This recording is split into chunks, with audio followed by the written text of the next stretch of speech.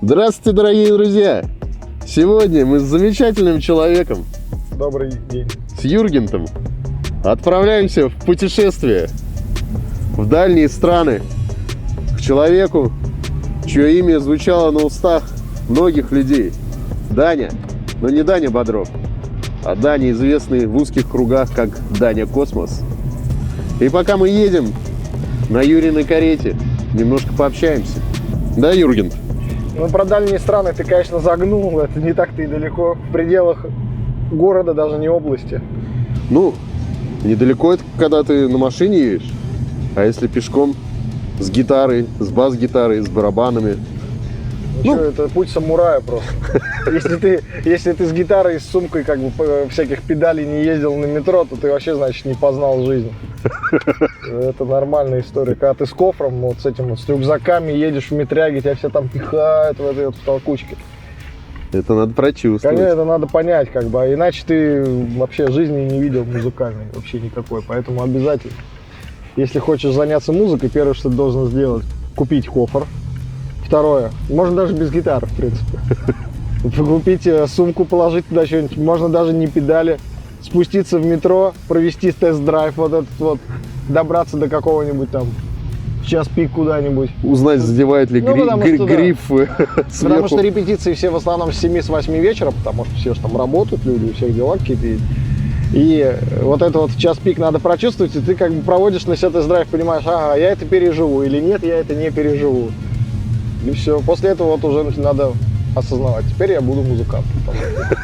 Я готов заниматься этим Да, на периодичной основе. я готов к этому аду переезда. Ну, либо Ларгус покупать. Вот так вот, дорогие друзья. А то привыкли, знаешь, сядут возле Кубейса дома в носочках теплых и на гитарке-то играют. Потом скидывают файлик.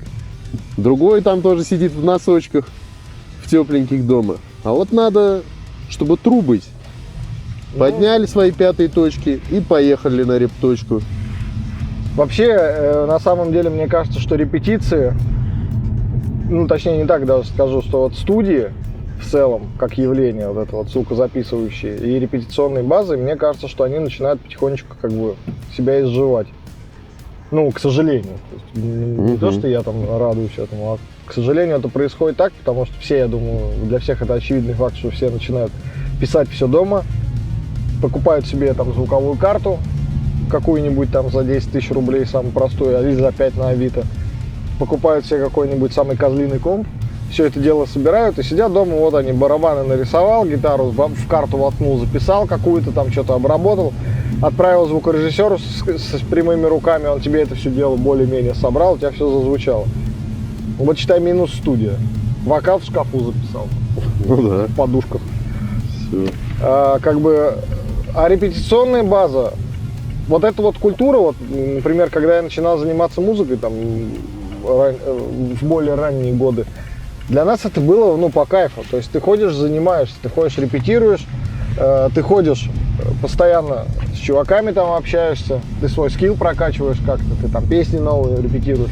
То есть это, в принципе, как часть жизни. То есть ты ходил на репетиции не для того, чтобы подготовиться к какому-то мероприятию, а для себя. Потому что группа должна репетировать, группа должна жить там и так далее. Это как бы как часть такого вот существования коллектива, неотъемлемая.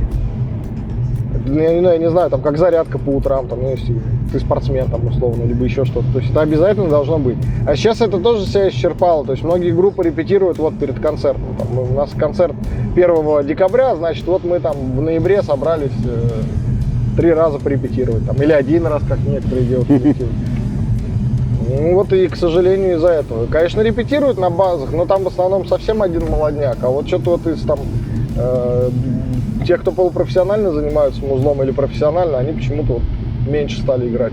Но это мое наблюдение такое, индивидуальное. Это не факт, что это так. Ну, у вас такой симбиоз, по-моему. Вы и так делаете. Не, ну у меня-то это как бы, это там частный случай. Я-то рассказываю про то, что я наблюдаю, потому что там вот, например, студия, где вот мы там на Казанской работаем, где у нас там на 6 этаже. Там же на 2 этаже тоже есть репетиционная база. Вот. Мы же туда заходим регулярно, там этот вендинговый автомат, мы там водичку ходим покупать всякие там там сетку, если хочешь. И работает только, получается, вендинговый аппарат, и больше Нет, никого нету, Нет, да? там репетируют, но ты там в основном что слушаешь? Там либо кавер, какие-то банды, которые вот перед корпоративом разбирают песни, либо это там вот молодняк, который играет каверы там на Король и Шут и такое прочее, на Цоя. В этом ничего плохого нет в каверах. Но я к тому, что вот такой вот в основном контингент, то есть молодняк, вот мало его, а те, кто играет, то они почему-то играют вот это. Печально, друзья, печально. Ну вот он, как бы. Поэтому, вот на мой взгляд, поэтому надо максимально поддерживать репетиционные базы, студии там и так далее. Если у вас есть возможность, то походите туда, позанимайтесь, это вам же как бы в плюс пойдет. Ну, вообще, мне кажется, надо и ту тему, и ту использовать. Ну, типа, дома хорошо, ты там в тишине можешь увлечься с метрономом, балдеть, а на точке нужно ходить, чтобы как-то чувствовать друг друга, грув чувствовать, как-то, как вообще вместе взаимодействовать. Чтобы это не было неожиданностью на концертах, чтобы ты прям вот ощущал. Но это же дисциплина еще в том числе. Все это вот дисциплина, то, что ты ходишь там 2 раза в неделю на репетиционную базу, заниматься. Не пивко попить, а заниматься именно. То есть как-то вот, ну, немножко просто по-другому все стало. С приходом технологий оно как бы... Ну, да, технологии нас это... Я тут недавно смотрел чувака по поводу музыки. Он там нашел iPod старый. Ну и типа ощутил новые для себя впечатления. Типа не стриминг, а когда у тебя библиотека музыки, там вот это все, картиночки листаешь. Потому что сейчас стриминг тебе постоянно накидывает какую-то историю. Там куча реклам, и ты там что-то щелкаешь. А это прям, ну, понравилось, в общем, чуваку. Ну, стриминг это как бы и плюс, и минус. Ну Когда да. у тебя в кармане вся музыка мира, ты не знаешь, что послушать. Я на себе это замечал, и в принципе мы обсуждали это много раз там с чуваками. То, что ты сел, открыл и такой, блин, что послушать? Это, не хочу вот это, блин, тоже, наверное, нет. И ты как бы полчаса ищешь, что послушать, в итоге потом вообще можешь просто ничего не включить или включить радио. Вот, и все, как бы. Ну, то есть это вот в основном заканчивается этим. А когда у тебя был iPod, либо там еще что-то, у меня вот Sony Walkman был, там, плеер когда-то, ты туда закинул, там, не знаю, себе 3 альбома каких-нибудь разных групп, и ты уже, когда собираешься куда-то идти, у тебя уже в голове вот этот вот разрабатывается план, ты такой думаешь, блин, вот этот альбом я послушаю, когда буду куда-то ехать, вот этот альбом я буду на обратной дороге, а вот этот альбом я там на тренировке буду слушать, условно.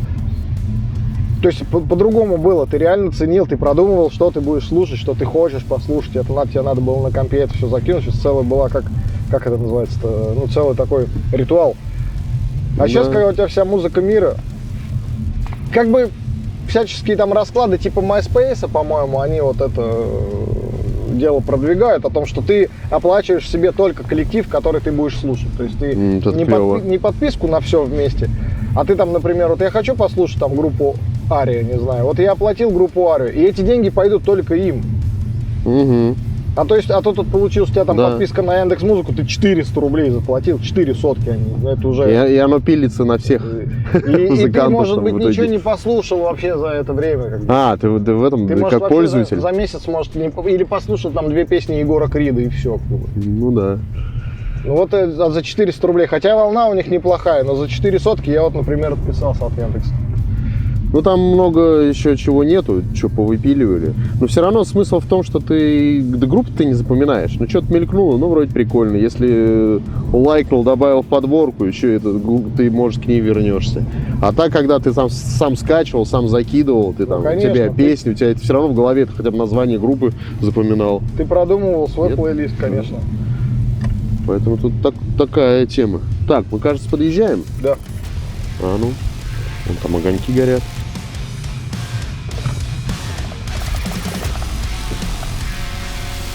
Все вроде как сюда. Вот, когда.